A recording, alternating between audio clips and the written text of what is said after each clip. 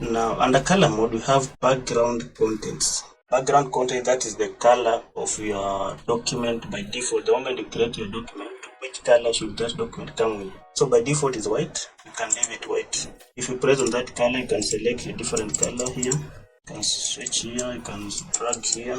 Now let us stay on white. So white up here on the left corner.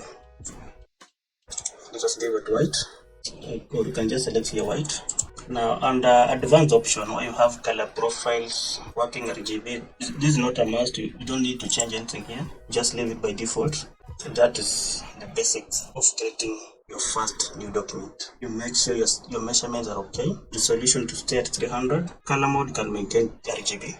But most cases, this one you leave it by default. After setting 300, leave it. It never change. Color mode also it will always stay at the one you set at the beginning. So from there, just press create. Like that. Now we have our document here.